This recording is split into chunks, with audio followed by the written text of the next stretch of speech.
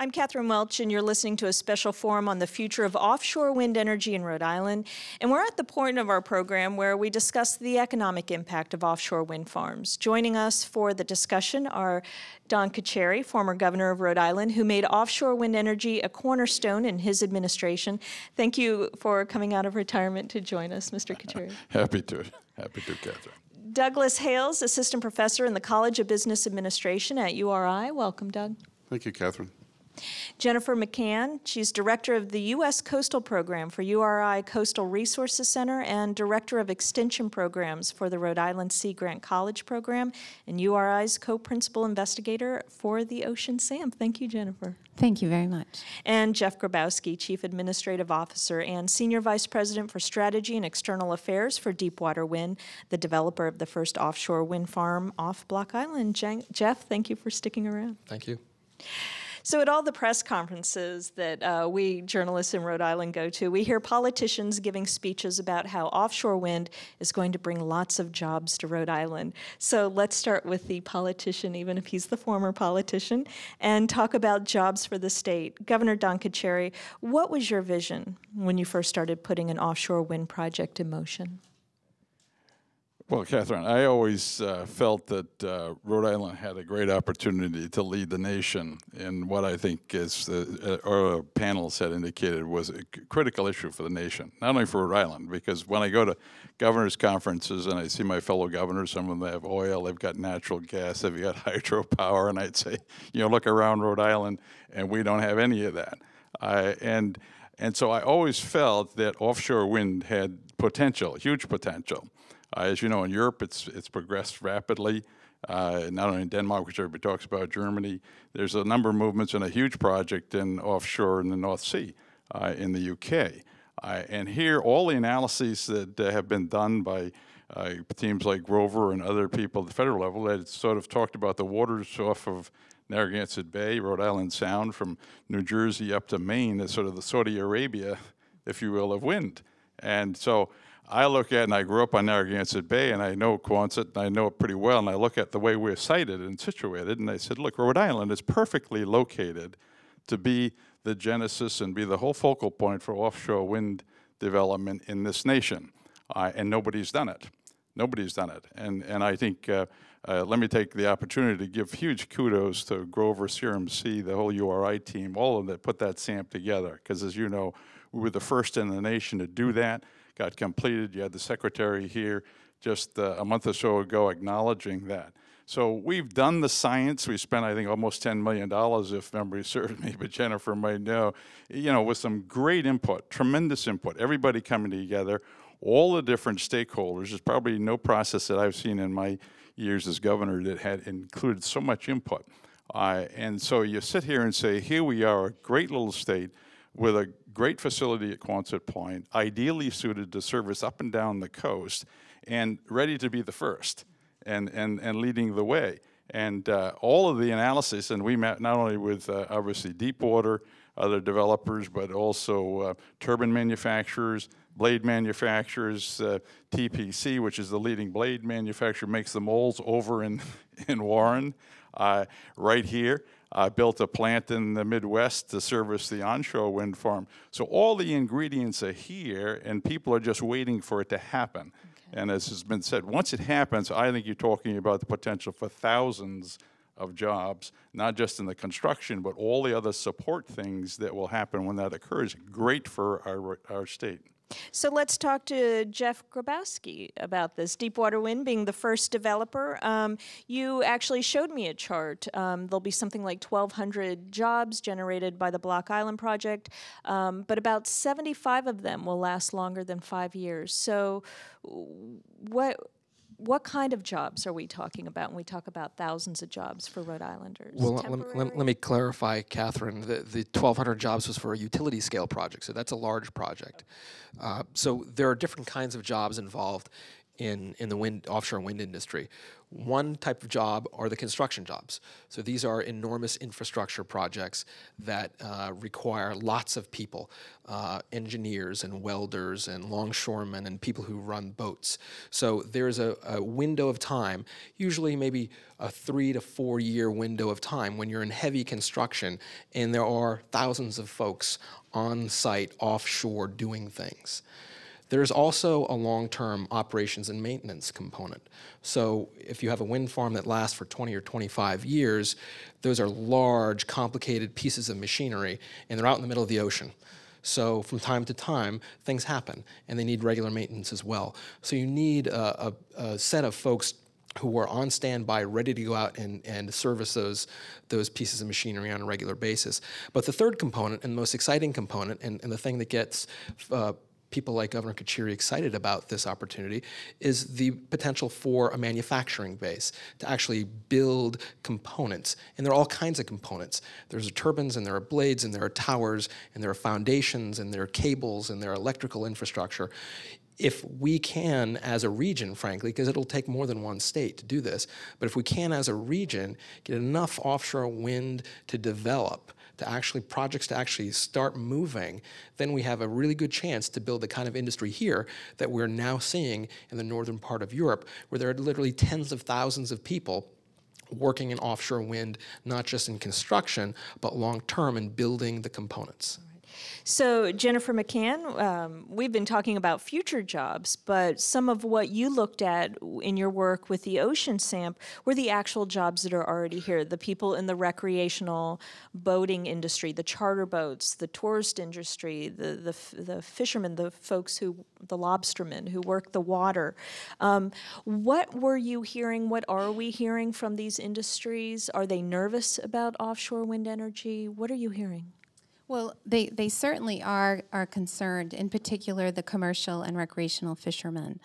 However, two of the goals of the Ocean SAMP was to both protect and enhance existing activities, and then also to promote additional economic development within the Ocean SAMP area. And when we started the SAMP, what we realized is we knew there was a lot of activity out there, but we really didn't know who was using those resources. And with all due respect, when the governor said, find a place to put the wind turbines, the university said, well, first we have to see who's out there, who's using the resource. Is there a place for wind turbines? And if so, how do you manage so that there's less impact? And so the entire SAMP process was, as we mentioned before, involving all of the stakeholders, from the marine trades industry, where there's thousands of businesses that depend on the resources out in the Ocean SAMP area, working with the sailing community, where, as we know, one event could attract millions of dollars to the state of Rhode Island. So we wanted to make sure that those activities were protected. And are they worried? Well, it depended on, so as far as the sailboat industry, what we did is, through this analysis, through working with the stakeholders, we determined where are they sailing. So, for example, off of Breton Point, there's where the America's Cup used to be. So we're talking Rhode Island here. There's a bunch of there's a lot of races all going on monthly, and weekly, that bring in a lot of money into the state. So that area is protected. It's given protection so that no large-scale development should happen. Also around Block Island, where you have the Block Island Race Week, for example, where hundreds of boats come, or more than 100 boats come, and bring in a lot of money to the economy. That area is also protected. So the idea of the SAMP was to bring in the stakeholder opinion, as well as bring in the research to make sure that the policies were in place to ensure that we were minimizing or reducing as much impact as possible. Now, there are, for the commercial fishermen side, we talked in the environmental section about these sweet spots, these rocky bottoms that are just lush with habitat. There's one in particular I'm thinking about, which is Cox Cove. How protected is that from development of offshore wind turbines? Right. And what are you hearing from, is this frightening? Are fishermen nervous about impacting a sweet spot like Cox Cove? Yes, and that is in federal waters, where, as we mentioned, the BOEM, the federal agency, the old MMS is the one who's regulating that area. They are extremely concerned about ensuring that these places that are critical to their jobs and their income, their industry, are protected. And again, we brought people from Europe to fisheries experts to help explain what happens when offshore renewable energy is both constructed as well as operated. We looked at the oil and gas industry to better understand what are the effects of the environment. Do the fish, swim away when there's that big pile driving, and do they come back? Or are they considered artificial reefs and really attract fish and help the industry, for example? So all of those questions were asked by the stakeholders, and it was our job as the university, as CRMC, to bring those answers to the stakeholders. But this is their industry. This is their livelihood. If I were them, you can't believe, unless you see it, why should I believe it? So I think what they're seeing is that my understanding is that they're relieved that the Block Island turbines are moving along because it's a pilot, and the University of Rhode Island is also very much involved in creating the monitoring protocols for all renewable energy for the entire country. We were contracted by BOEM to do that. So the idea of looking at how the effects of 5 offshore wind turbines are on fish, on marine mammals, on this electromagnetic field. They see the cable. So the cable for the Block Island runs north-south, which does not necessarily impact. There's a sort of a migration route, which the into outer migration route of fish. They're concerned that if you have a cable that goes from the federal thing all the way to Long Island, that might impact the fish. So I think the thing about the SAM, so we're trying to respond to all the questions.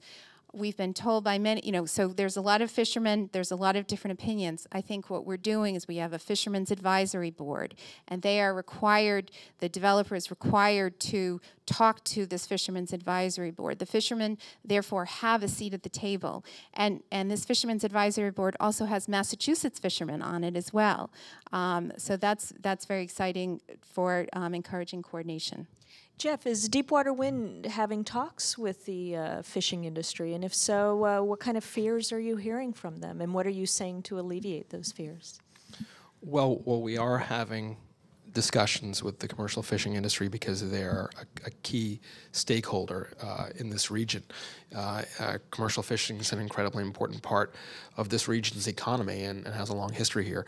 But we do have the ability to tap into the experience in Europe, where wind farms have been operating for quite a few years and operating in conjunction with the commercial fishing industry. So we are working with the commercial fishermen, I would say, is the best way to say it. We don't have all the answers, but we're working together not only to allay some fears that I think that we can allay, but also to work with them on better solutions, better ways to design wind farms and to site wind farms that'll mitigate impacts on commercial fishermen.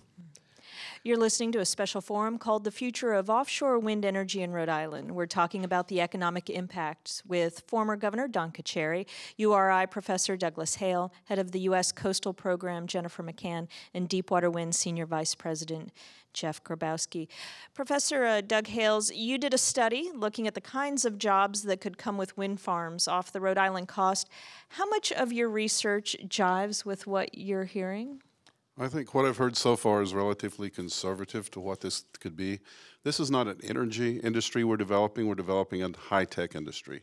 And if we look at our major competitor in the world, China just surpassed Japan as the second largest economy in the world, growing at 12% per year. China is both a partner economically, but they're also a competitor.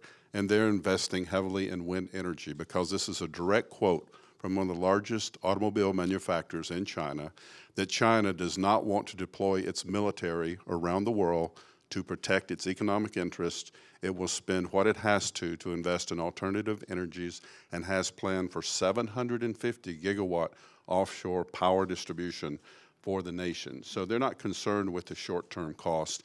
They know that this will drive not just energy, but high-tech, including high-tech skills that will develop in the people who must maintain and build these wind turbines. So what I hear, 1,200 jobs is fairly conservative into what this industry could do for this region. As this region becomes a net exporter, we have the potential here to export more energy than we're producing, which will return money back to the state, which will drop cost of energy as we distribute it around the U.S. So Saudi Arabia is a good example of the wind. It's perfect. So what I've seen happen in Denmark, this is an important year. It's 20 years of offshore wind. Denmark opened the first wind farm in 1991. So we have 20 years of history. So looking at that, I think the numbers I've seen are fairly conservative in what could happen in this area. Although a paper, Can I pick up on just something Doug said, Catherine, because I mentioned turbine companies. We met three that came into my office. One of them was a Chinese turbine manufacturer, okay, who makes the most advanced turbine, all right, so far that anybody has seen. And so we're absolutely right that the rest of the world is taking this issue seriously. It's time that our nation got serious and moved aggressively, because otherwise we're going to be left in the dust. And from our standpoint, all of our citizens, not only in our state, but our nation, are going to be hurting. We're going to be hurting, because roads and highways are important, but without energy, and we just saw it, all right? We just saw it with a tropical storm that wasn't really a hurricane, what it did. All right, we need energy, and we need an energy strategy in this nation. And Doug's right. I think that Rhode Island is perfectly positioned to really lead the nation in this. okay, if I want to, excuse me, Governor, I want to get back to Doug Hales, because I read a paper where you explicitly said that even the larger 200 turbine utility scale project isn't big enough to attract manufacturers. That's right. But if you look at the Rhode Island project alone, it's not. But then let's add another 130 turbines from Cape Cod. Clemson University in South Carolina just received over $100 million in grants to develop it. So South Carolina, North Carolina, Maryland, New Jersey. So when I'm talking about the wind energy development, that study was purported, what can Rhode Island on its own achieve from this? It's a small player. But if you consider Rhode Island as a region, that we will become a regional supplier to these other areas. You mentioned the jobs. You were talking about the larger industrial scale projects that will take place. That's what I was referring to. My project dealt with simply Rhode Island on its own, and it's the maintenance and manufacturing of an entire region that gives us this opportunity to develop high tech in the jobs. So that's the two difference between this study that you read and the subsequent follow-up with the regional development. So, Governor Carcieri, why did South Carolina get the $100 million from the federal government, not Rhode Island? I mean, I understand they have the Port of Charleston, which is tremendously large. Does that make them our competitor now? Are we competing against South Carolina? No, I don't think so, because as Doug analyzed it correctly, when I look at what is the area for which we're logically the best place to service, it's probably from New Jersey to Maine.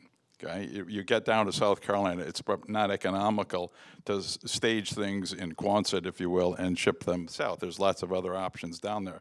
So I don't consider South Carolina our competition. I don't consider any state our competition, because maybe I didn't make myself clear at the opening. It isn't the Rhode Island project in itself.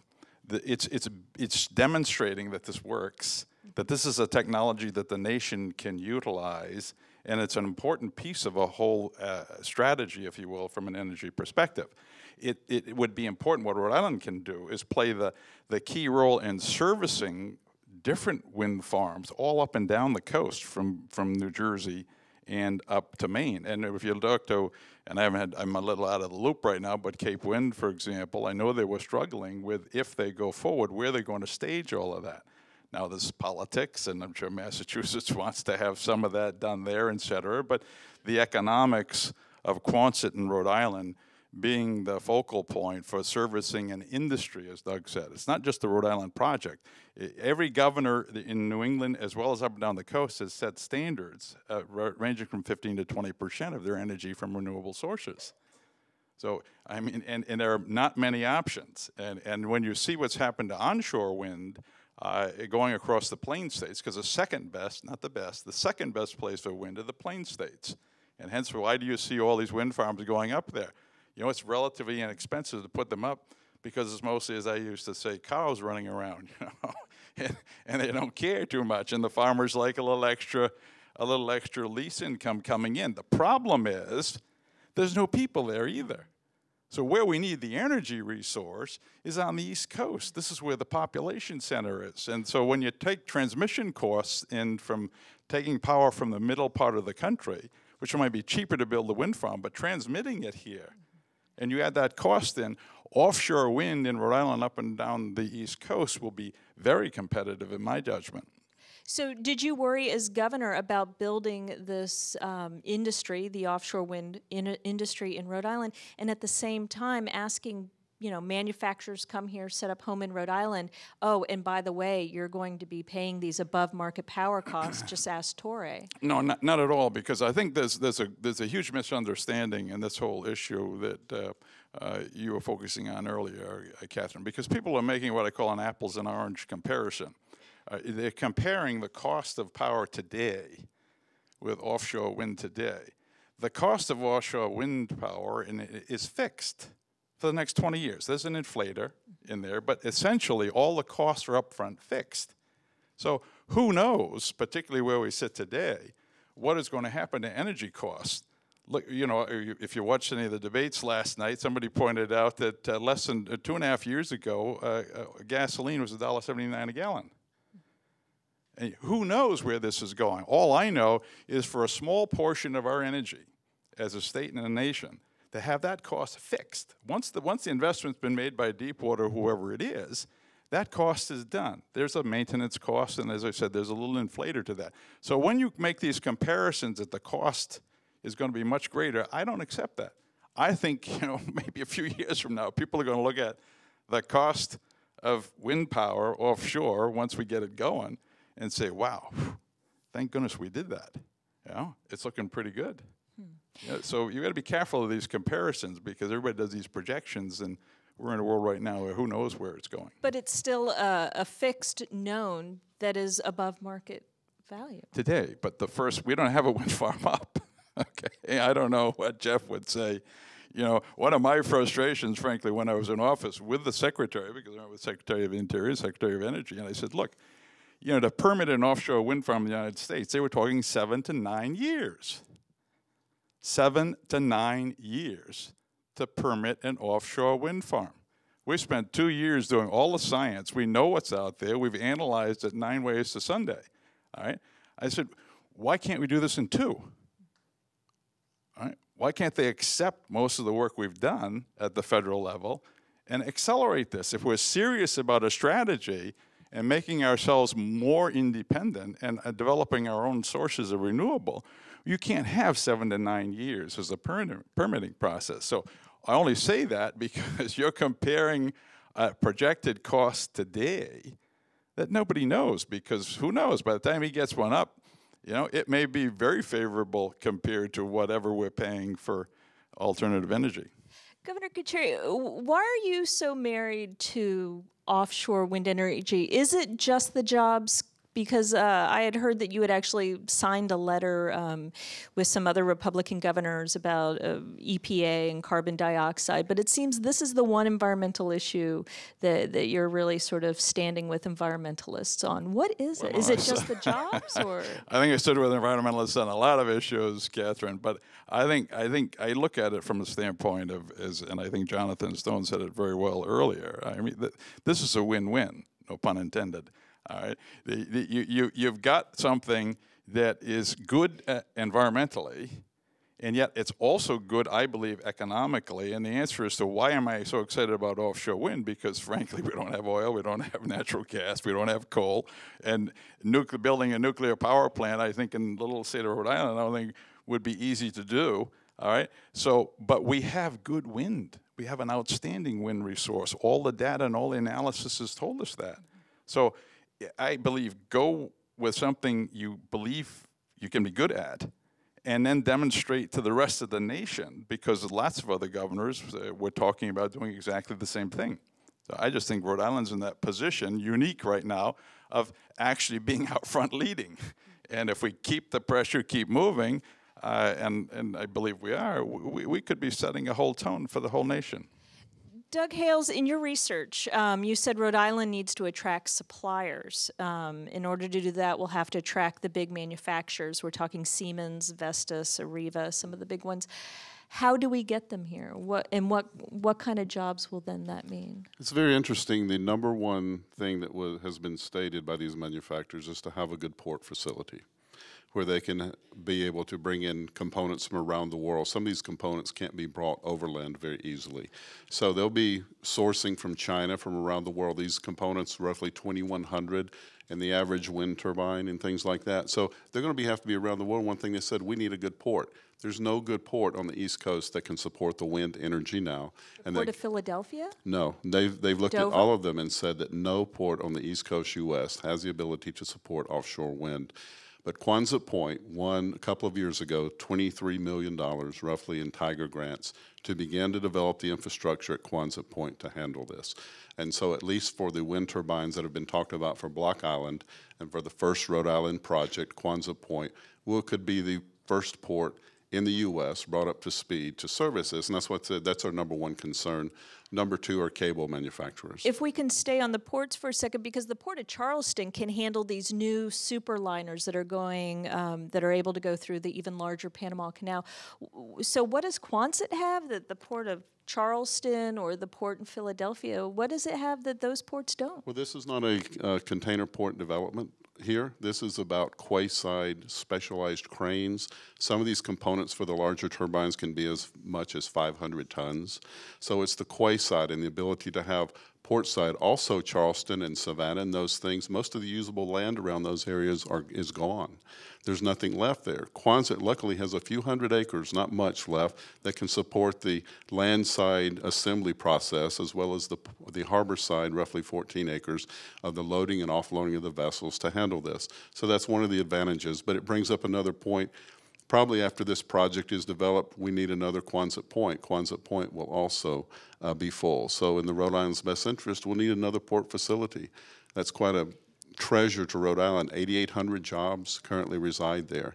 So Quonset Point could be the first in the U.S. to have the capability to do that. And where's... Catherine, I have to jump in here. You've mentioned Charleston a couple times, and this is an easy one. No one's building an offshore wind farm in South Carolina. That's the simplest answer.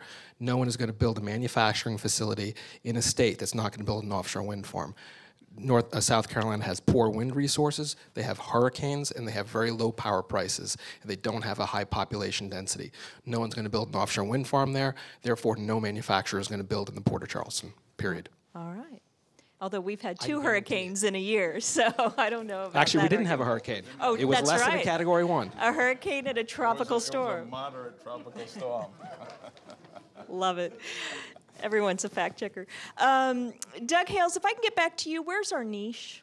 Where's Rhode Island's niche? Where Well, do we there's a fit couple in? of things. Rhode Island is small enough, and the distribution to power could be small enough. And my vision is high tech. If we include all of the alternative energy, including seagrass being developed here for alternatives to fossil fuels, wind, solar, I envision that we could be actually the first state to produce 100% of our utility through alternative energy with no fossil fuels at all involved. We're small enough to do that, and I think that could be done in 20 years.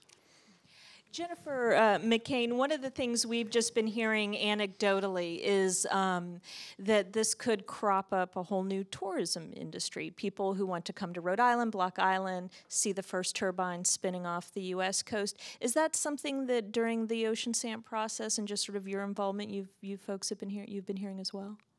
Yes, and in fact, yes, and it is an industry that is being promoted in Denmark, I believe, and other places. In one study we read, people pay $100 to go sightsee and see the wind turbines off there. So that's something maybe we should invest in. Jeff Grabowski with Deepwater Wind, have you gotten to the point where you have selected a manufacturer for the Block Island project? A turbine manufacturer? Yes. No, we have not. We're in late-stage negotiations. Okay. And if you could explain to the audience sort of the landscape of this, because most of the major companies are either in Europe or China. How do we get a piece of that pie here in the U.S.? Yeah, there's something important to understand is that folks see lots of wind turbines out onshore. And there are some U.S. manufacturers of onshore turbines, but there's a big difference between an onshore turbine and an offshore turbine.